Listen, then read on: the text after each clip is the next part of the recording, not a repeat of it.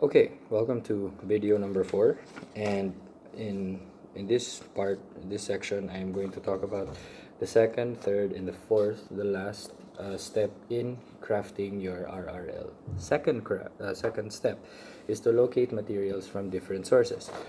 Usually, I go to doaj.org, or Directory of Open Access Journals, for me to get some of my related literature. In that particular website, they have tons and tons of journals and researches that they publish for free, and you can get and download a full copy from that particular website. Just be careful because some of the articles are written in a foreign language, some in Spanish, some in Russian, so make sure that you read before you cite.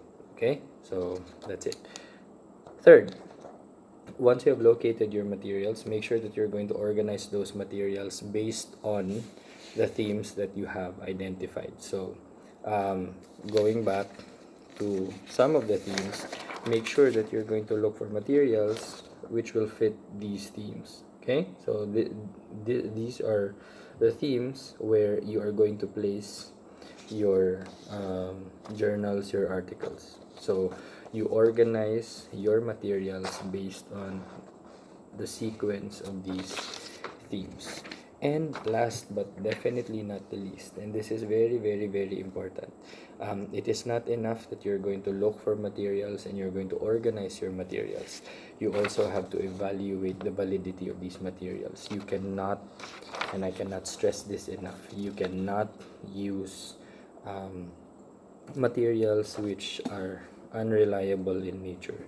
You cannot make use of shady journals or newspaper or articles which are not founded on factual statements. So make sure to evaluate and criticize those materials before using them in your related literature. Now, I do not know what your institutional policy is regarding the use of RRLs, but for me, I make use of the 10-year rule, which means if it's the year 2020, you can only use materials published from 2010 to the present. So any material published before 2010 cannot be used as a valid RRL in your research. Why?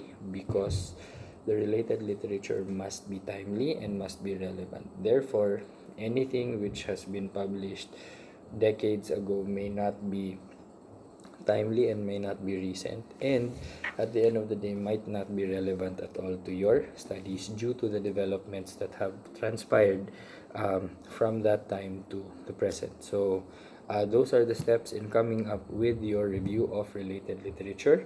In the next study, I will be talking about the second component of chapter 2, which is the related studies. So till next video, bye bye.